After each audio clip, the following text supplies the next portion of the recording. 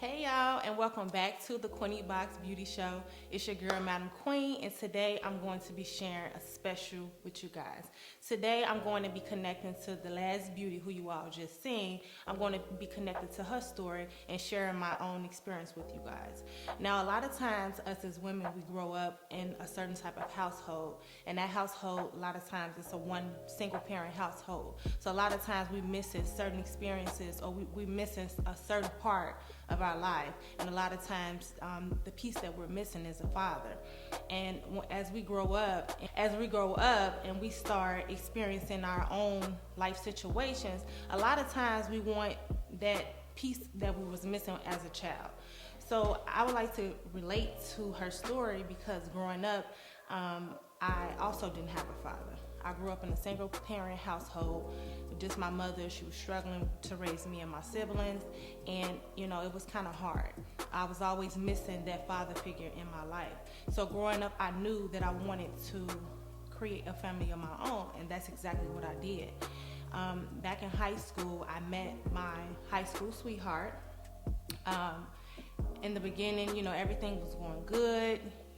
We had a lot of good times together. We spent a lot of time together, and I knew that I had fell in love with someone. It was puppy love because I was only 15 at the time, but as the years went on, my love grew for that person. But fast forward to when I got out of high school.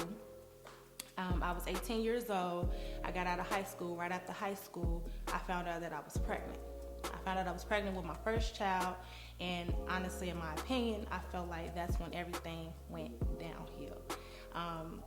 The guy that I was with at the time, that's when all the lying started, the cheating started, all the disrespect started, and honestly, from that point, I was shocked because I started blaming myself, wondering what did I did to make him switch up on me like that. My pregnancy, it was not a good experience, and what I mean by that wasn't a good experience is, for one, I was sick all the time. For two, I was going through a lot of pain because of the things that I allowed to go on in my relationship. I never took a stand for myself, so I was going through a lot of things. So I thought what would make things better, we moved away. We moved to another state. We was there for about 4 months, and honestly, things had really gotten worse. Things had gotten worse. So I moved back home, and from that point, we decided to take a break. I had the baby, and I was a single mother. We decided to take a break, and it had been like 2 years. I was dating. I never had sex with anyone, but I was dating, and fast forward 2 years later, like I said, I hadn't had sex with anyone, and I decided to link back up with my baby's father. And you know how they say it only takes one time? That's exactly what happened. One time, and I ended up being pregnant with my second child by him. So at that point, I knew what to expect. I was a little devastated. I'm the type of woman, I don't believe in abortions. No shades to anyone who do, but I don't believe in abortion, so I knew that I was going to keep my child, and I knew what to expect this time around. So this time, I kind of really kept to myself. My second pregnancy, I really had like friends, to support me, and this time my family, they gave me a little more support this time, so I really didn't depend on him as far as support. So actually the tables was turned. He was actually kind of clinging to me a little bit. And, I was a little shocked because I'm like, okay, what this man got up his sleeve? Because it's like, my first pregnancy, you were very distant, very disrespectful. You put me through a lot of things and a lot of pain. So I was a little shocked that he was kind of clinging to me this time. But I really didn't let it go to my head because I knew what I had experienced already during my first pregnancy. So, everything was going good until one day I received this phone call. I received a phone call from my best friend's friend. I remember it as clear as day. She called me. She was like, "Oh, hey, girl, is such and such your baby daddy?" I'm like, "Yeah, what's going on?" She like, "Well, he got such and such pregnant, and y'all about the same amount of months." And at that time, I was 8 months. So you know how you got that feeling when, you know, you hear something you don't want to hear, your heart just dropped? That's exactly what happened. My heart dropped because I'm just thinking in my head like, no, this motherfucker didn't. Excuse my language. But I'm thinking in my head like, no, he didn't. You know, he played me again, basically. You know, he made me feel like everything was going good this time around. And, you know, I had a little faith in him that things were going to work between us, but it didn't. So I'm like, okay, girl, thanks for the information. I didn't call him right away. I waited a couple days because I'm like, you know what? I'm not even going to give him that. I'm not going to call him and snap on him because that's probably what he wants. So, I waited a couple days until I was, you know, calm and ready to talk. And I remember calling him and I was like, hey, I just received a call from so-and-so. And she told me that you had another woman pregnant and we are around the same amount of months. So, of course, he denied it. And he said, oh no, that's not my baby.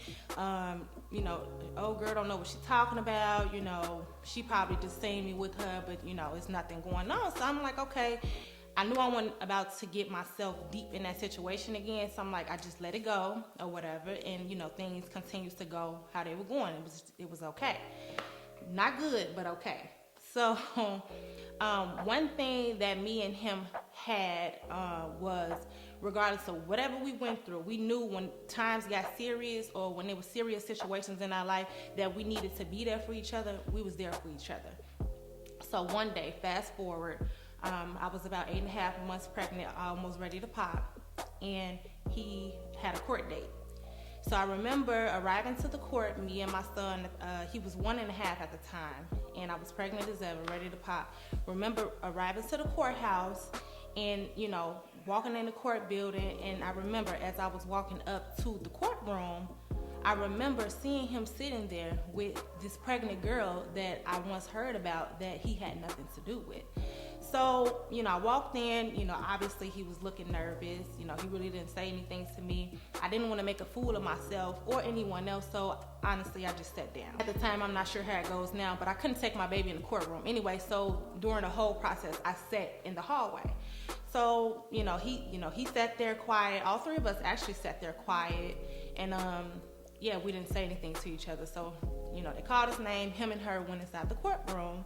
And, once everything was over, we all left out together.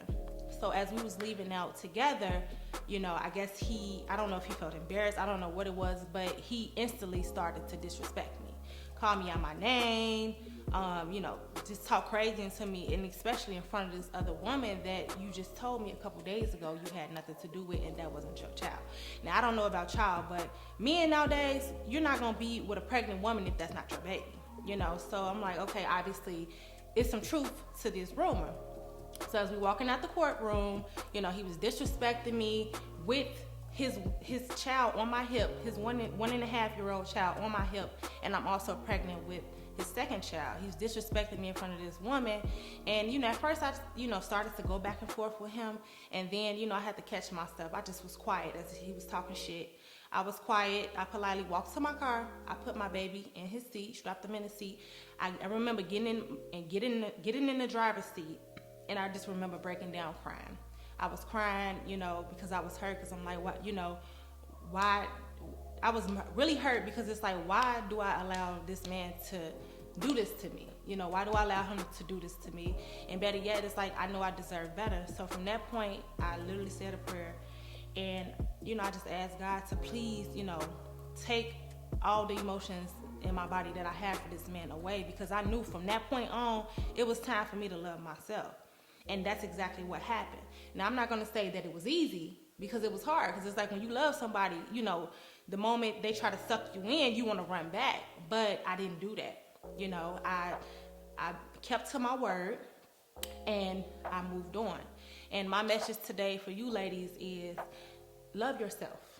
Love yourself. When you love yourself, honestly, I promise you will have better results in life when you have that self-love. Never love a man more than you love yourself. I know a lot of times us as women, we put ourselves through so much with these men because we want that family. We want that, that thing that we never had. Like I said, a lot of us didn't grow up in the two-parent household with the mother and the father. So a lot of times we want that, and a lot of times we let these guys put us through any and everything just to keep the family working. But we have to love ourselves. We have to love ourselves. And I will say that I'm happy that I went through that experience, because it made me a stronger woman. It made me a stronger woman, and it made me the woman that I am today. So love yourself, guys. You know, I understand, you know, every woman, they reach their breaking point at some time. It's going to be 1,000 times that you run back to that same man who's mistreating you, not treating you right, and that's okay. No, you're not stupid. You in love. We all have been in love before. We all have ran back to a situation that we know wasn't right for us. You're not stupid, okay? But one day, you know, you have to think about yourself. One day you're going to reach that breaking point, and you're going to say, this is it. It's about me now.